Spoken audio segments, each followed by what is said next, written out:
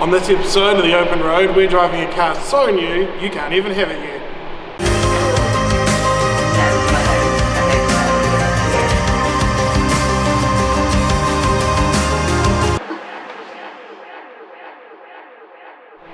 Now, if you've never heard of a Seat before, that's absolutely fine. They've never been on sale in this country before, and they're not even going on sale for at least another month.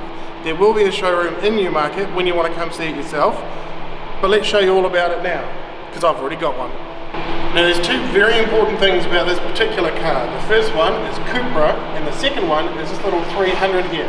The Seat Leon Curpa is the top spec hot hatch that they make, and that 300, that's 300 horsepower. Now, before we go anywhere, the interior of this car needs to be spoken about. Volkswagen Audi Group bought Seat about 1986 maybe, and ever since there's always been part shares and stuff like that.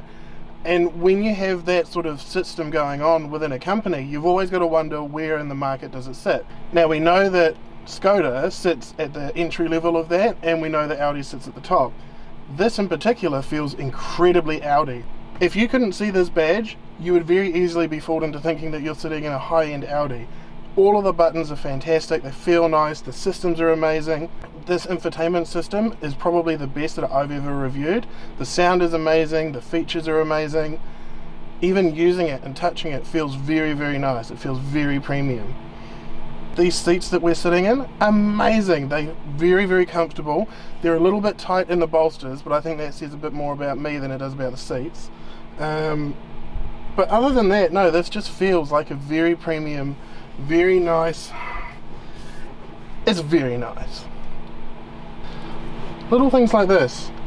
Cell phone. Turn on Bluetooth. Pop it in that way tray there, and now it's going to start charging my phone. No wires at all. Good, isn't it?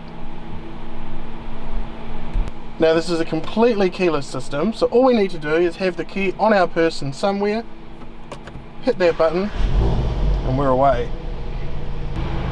But I think that's enough talk about the interior. This is a driver's car. It's a 300 horsepower hot hatch. So let's do some driving.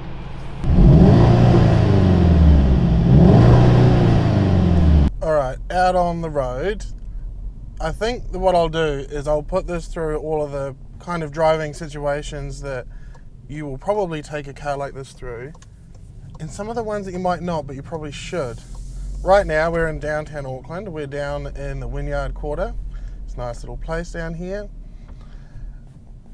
One thing that I notice about this car is it's got a lot of the modes. You know, you've got your comfort mode, and then you've got your fancy fast modes and all that kind of carry on, and that's wonderful, but it's not quite a Jekyll and Hyde situation.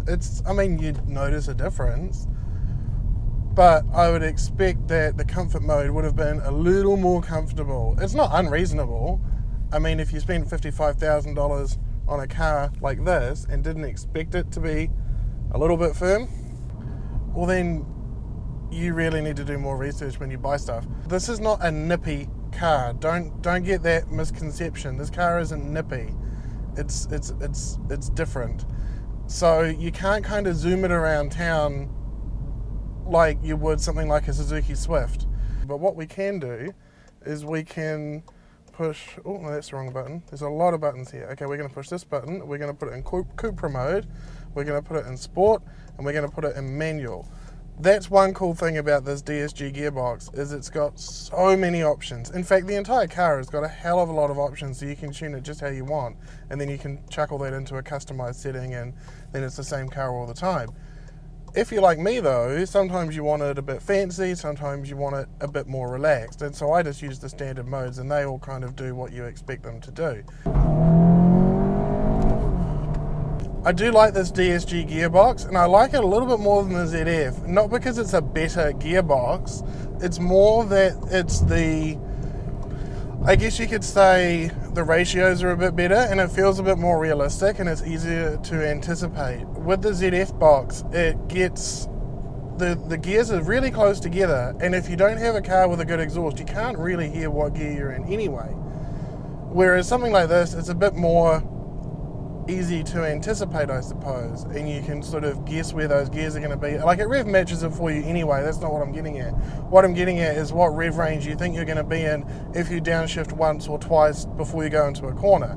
I can't tell you how the fuel economy is because I haven't given this car a break in the entire time that I've had it, because it's so much fun.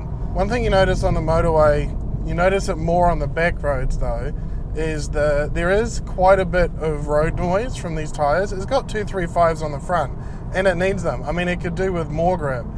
You do find, even with traction control, you're fighting it a lot if you drive it like I do, which you should, because you should.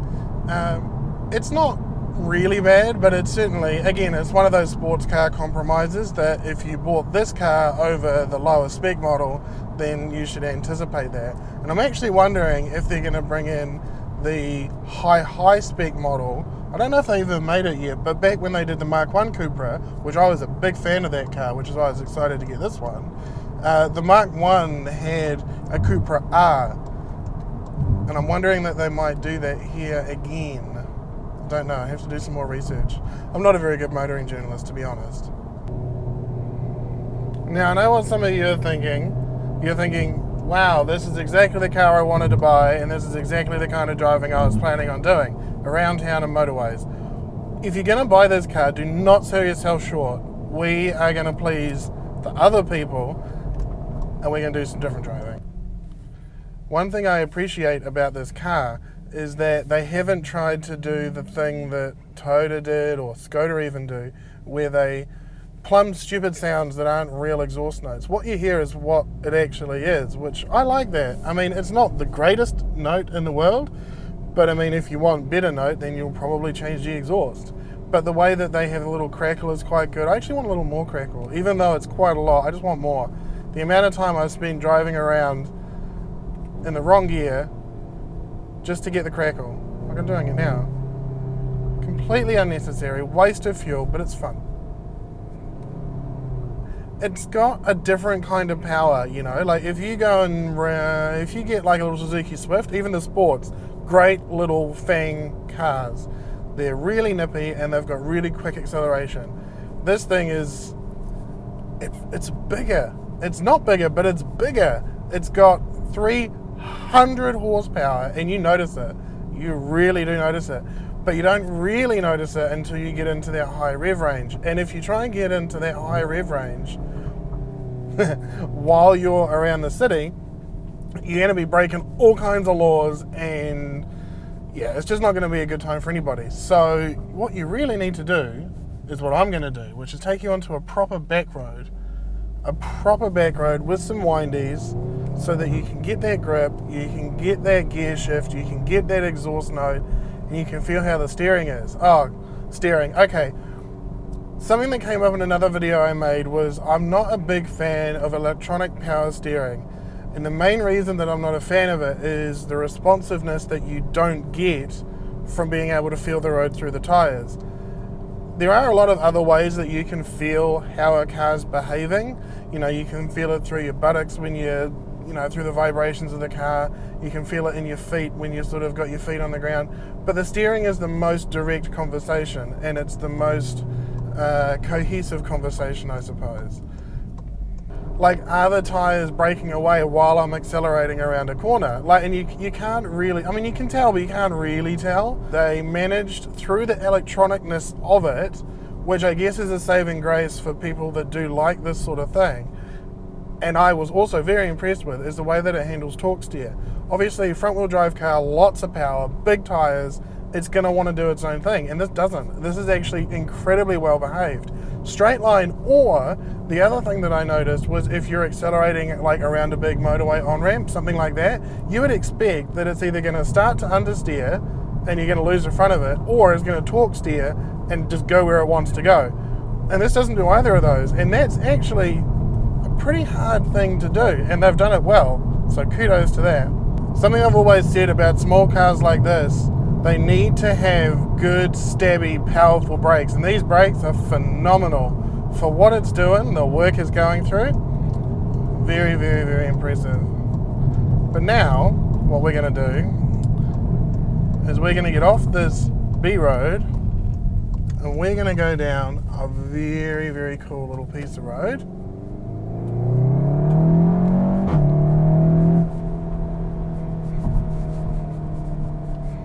And we're going to try out some of this handling.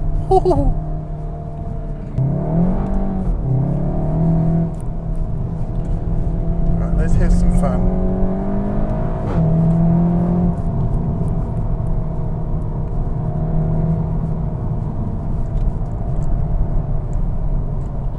Yeah, slide it in. Yeah, the grip on this thing is phenomenal, and picking your line on the road is very, very easy.